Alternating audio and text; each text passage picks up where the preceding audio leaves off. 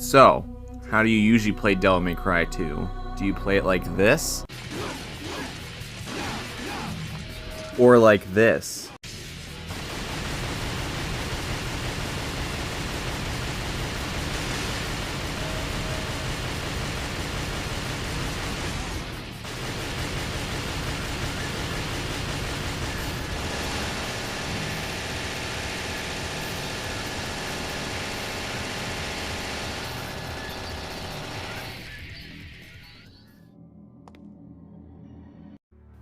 If you chose the latter, I honestly cannot blame you.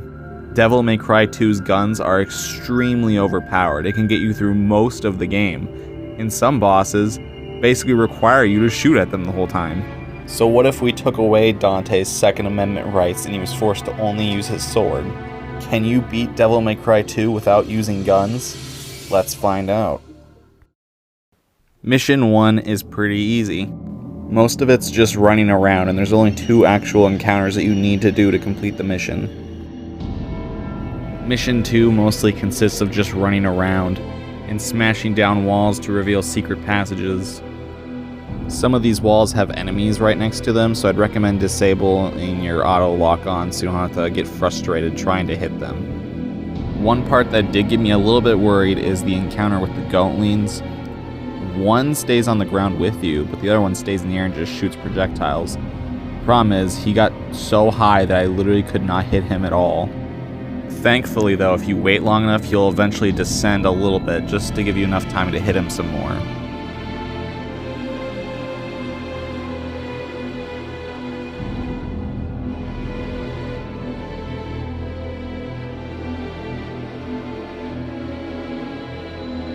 All we have left to do is to grab the arrow heart, and then we can move on to Chapter 3.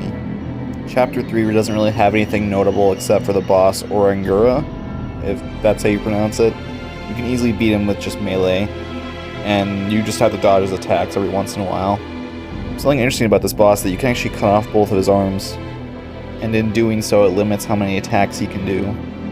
It's pretty neat, but the boss is still really easy even if you don't do this. Mission 4 isn't really notable for anything either, except for the boss, Joe Catgolem, at the end. I did encounter a funny glitch where Dante did not have his coat. Going back to Joe Catgolem again, she's pretty easy. All you really need to do is just whack her tentacles to build up DT and then spam million stab on her, and then she'll go down pretty quick.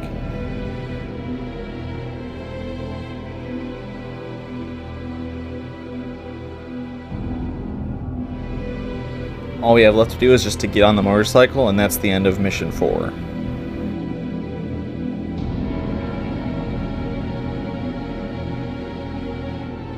Mission 5 starts off pretty simple. We fight 2 dog enemies, which are pretty annoying at first because they just move around, but they're not actually hard and they don't do too much damage. It just takes a lot of patience just to hit them over and over. And then we fight some infested tanks, which are like probably the worst enemies ever designed in a video game. You can literally just sit in front of them and attack them over and over. It takes 0 effort. But then we get to the infested chopper. This boss has become quite infamous in the DMC community, and for a pretty good reason. The reason being is that all you can really do is just shoot at it. It stays up in the air, it doesn't come down. The most frustrating thing about this boss when you try to use only melee is that you can't really hit it that well in any areas that isn't the center area. Otherwise, your character mostly just misses because it's right on the outside bounds, right out of bounds basically. You can kind of hit it, but not really. So it's best just to wait for it to be in the center. And that's basically why this fight was so frustrating, is because it's just a real test of patience.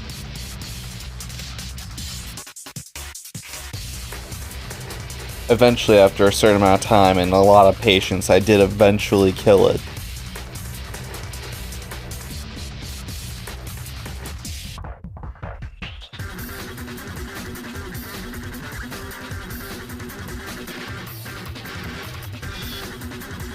And after all that, we can finally move on to Mission 6.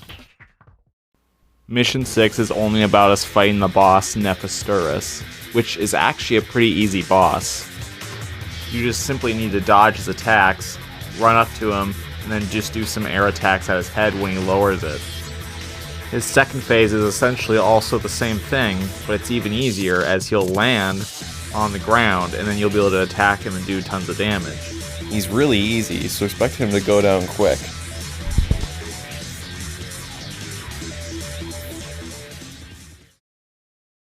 Mission 7 is really easy. All you really need to do is run to the end of the stage where you'll fight Fury or Taurus. He can be easily beaten using the Flame Heart, which is weird because he's literally like made of fire and he's weak to it. It makes no sense, but yeah, if you use that, it will kill him really quick.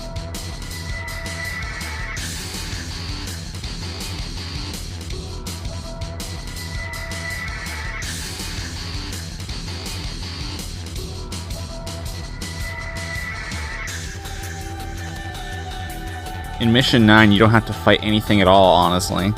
You just gotta make it to the end of the stage with a time limit.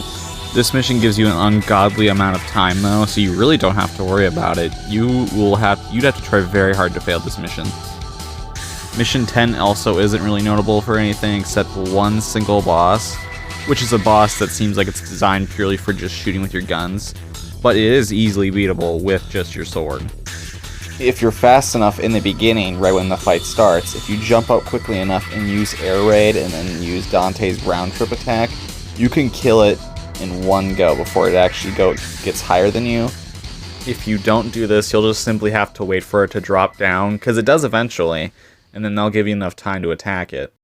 So yeah, a boss I actually didn't think you could beat with only your sword. You can. You just gotta be a little more patient than usual.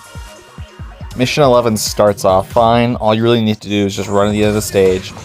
You can run past every enemy. You don't have to fight any of them, because why would you want to fight in this game? Okay, but the problem comes along with the boss of this stage. He is a total shit sucker. Legitimately, I hate this boss so much. And the reason for this is because the auto lock on this game is so fucking trash that when you try to hit him, you'll instead hit the dogs. And so what's going to happen is he'll keep hitting you while you're trying to hit him. And you'll lose tons of health. And it's funny because the fight isn't even hard. It's just annoying because of the auto lock-on. Thankfully, during this playthrough, the auto lock-on didn't get in the way too much, but it still can once in a while, and it gets really annoying.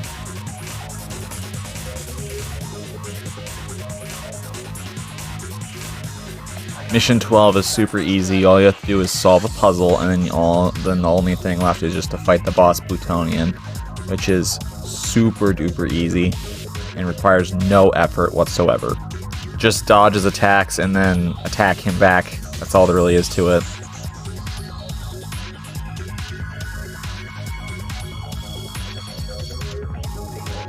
Mission 13, we fight Arius. That's it. I don't think I need to explain more about this boss. He's just that easy. In Mission 14, all you have to do is destroy 4 orbs around the map, and then you'll be able to fight the boss Phantom at the end, which is another easy boss.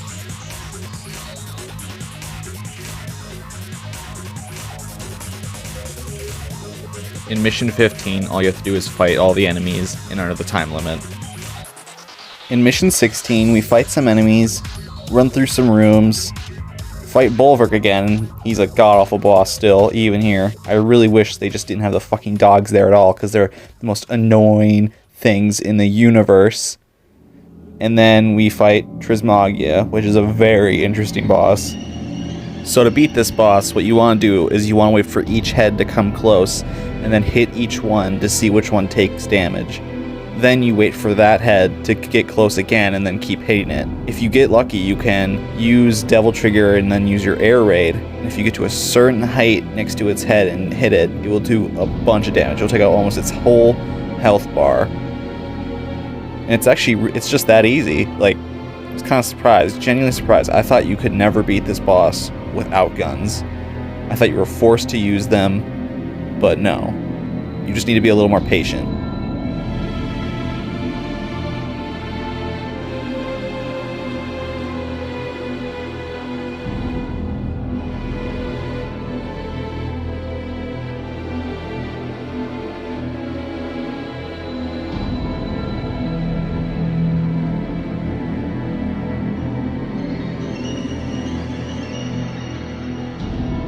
mission 17, we fight Arius again, but he's only a little bit harder because he has his secretaries in the arena with him, and they'll constantly attack you while you're attacking him. But he has so little health that it really doesn't matter, and you'll probably kill him pretty quick. Also, we just need to talk about how hilarious Arius' voice acting is during the late half of the game, because for some reason his voice just switches, and it's just so funny. The guy goes so hard.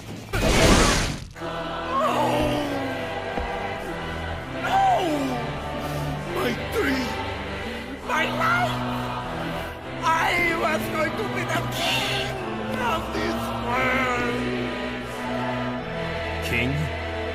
Yeah. Here's your crown. Badass.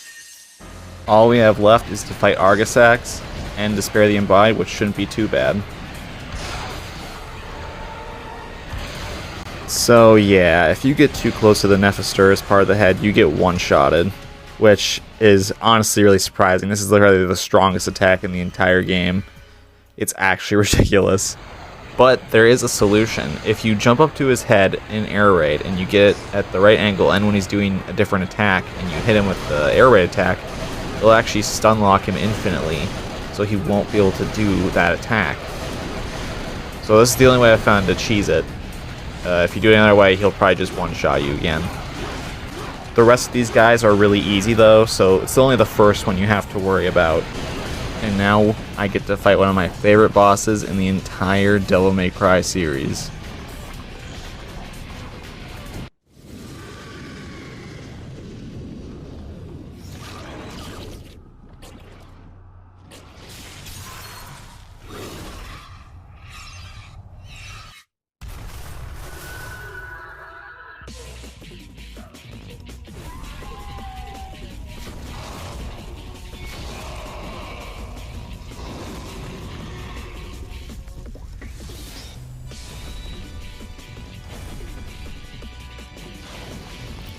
Despair the Embodied is probably the hardest boss in DMC2. Not only does he change up his attacks, he also is pretty aggressive. You actually have to give effort to beat this guy.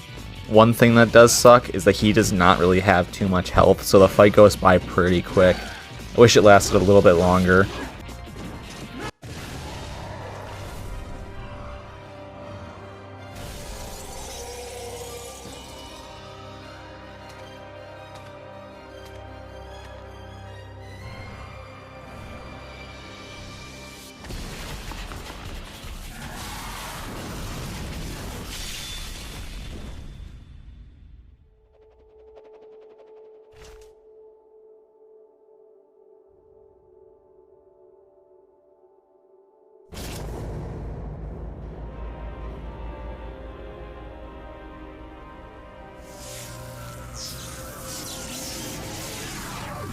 And once we beat Despair the Embodied, we have officially beaten Devil May Cry 2 without guns. So yes, you can beat the game without guns. Would I recommend it? No. Like, absolutely not.